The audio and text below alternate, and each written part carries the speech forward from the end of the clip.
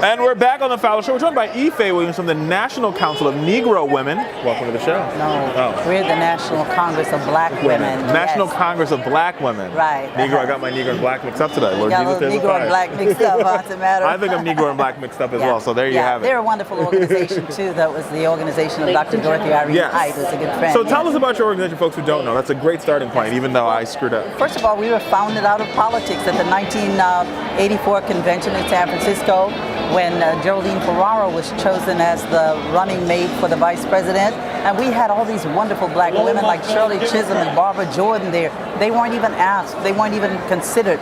So we were not bothered by the fact that they were not asked, that they were not chosen, but the fact that they were not even considered. And you know how brilliant those two women were. So we decided to form our own organization, and Congresswoman Shirley Chisholm and Dr. C. Dolores Tucker formed an organization called at that time the National Political Congress of Black Women.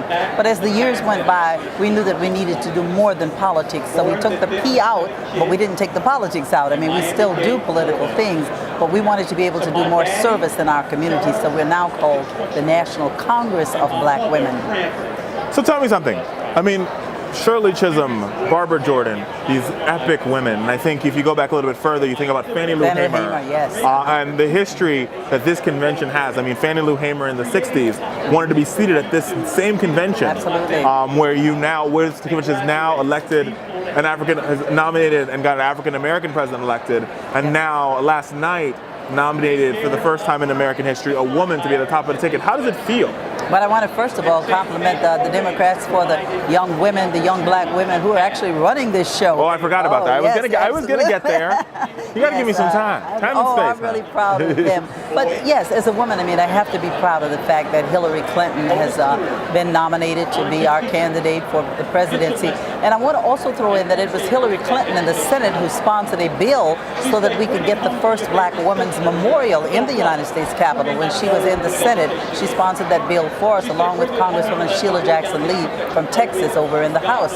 And we were able to get it passed. And the year that Barack became president, Michelle Obama, our first lady, was able to come and unveil that statue for us. How good can it get, you know? Oh, yeah. First black first lady to unveil the statue of the first black woman. So let's get into I mean, I think we've sort of stayed away from it, but let's get into the politics a little bit of this convention. All right. So this convention started on Monday with what was a disaster story about the WikiLeaks, right? Where whether here nor there. After that, immediately the party turned to one of the party's top, I would call her top operatives, who's ran this party a number of times as interim chair, Donna Brazile, to take the helm of this party to regain trust of the American people. Yes. What does that mean? Well, it means that, first of all, she's my homegirl. I'm from Louisiana, too, so I'm really proud of her. But I think what it means is that there are a lot of brilliant black women out there standing by, and given the opportunity, they can do anything in the world. And I think the Democratic Party is beginning to recognize that, because we get them over in every election that we're in. Well, honestly, Ife, it almost seems as though like they call on the black women every time the party's in trouble to clean the mess up. Yes. But if they were in charge from the beginning, there wouldn't have been a mess. Well, you're absolutely right, man. Oh wow, I love you. Yeah, and you know, for as long as we've been making that big difference in the Democratic Party, I too am surprised and disappointed that it took this long for it to happen. But you know what? I'm glad that it finally happened. And I think once again we've shown our own strengths, that we can clean up those messes. But we'd certainly like to be in on some of the good stuff too. And right now, all I hear is we're proud of Donna Brazile, we're proud of Leah Dorfin, we're proud of Regina Thomas, we're proud of all the black women who are helping. Now, I just hope that in November, or before November, we will also be able to reap the benefits that many groups get to get the vote out, because they know, the Democratic Party knows it has to depend upon black women to vote in particular, because we have the highest average for those things that are good for black people and good for women of all kinds. So I think it's time for them to also put some resources over here to help us get more people registered and out to vote. Now, we're a millennial-driven show here at the Fowler Show. We are watched by millennials. I am a millennial. And so you have the Donna Braziles, you have the Congresswoman Marsha Fudges who are out there, you have the Stephanie Rawlings Blakes, you have, like you said, you have the Regina Thomases. So we know here, so our show knows who to watch for, and we know who to support. Who is the next tier of leadership in this party? I think the young women who started Black Lives Matter, they're very important to what we are trying to do. I have young women who work in my office as interns, and by the way, we never turn a young woman down if she wants to come and be an intern and learn from what we do. We have that obligation. So I think all of us in all of our offices and all of our capacities need to be looking for those young people, bringing them in, teaching them what we know, but allowing them to be creative and to show us what they know too. Awesome. I mean, I couldn't have said it better myself. I think mentorship is so important. We believe it here. We believe in it here at the Fowler Show, and you know. So obviously Michelle Obama was an awe-inspiring speech. Yes. What other speeches inspired you at this convention? Well, there have been a number of women, certainly the women of the movement, who talked about their sons and their daughters who've been killed by, unfairly, not all by police officers, but certainly some were by police officers and others by community people. They were very inspiring because I think what they showed is that when bad things happen to black women, we don't give up. We go out and we try to make a difference for somebody else's children, even though we couldn't maybe make that difference for our child. And I'm very proud of them for doing that. And should one of them decide that they want to run for public office or they want to run for something in the Democratic Party, I would certainly be there to support them.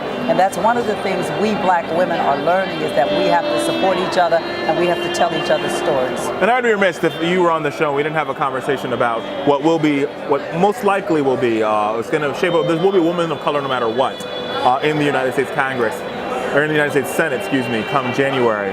But the talk is all in about Kamala Harris out of the state of California, who is literally sent shockwaves through their party. What do you think? What are your thoughts on her? Well, I think Kamala is the first and the most perfect person to be replacing Barbara Boxer.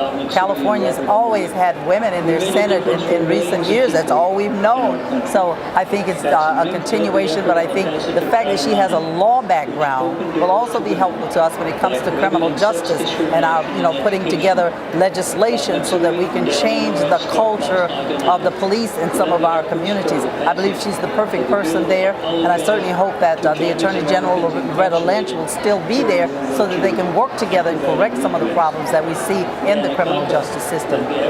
Yeah, and I got to tell you, I think I'm pretty sure she's speaking tonight or speaking tomorrow night. I haven't seen the actual schedule when she will be speaking, but I think you're right. I think she's exactly what she represents, what the Democratic Party is.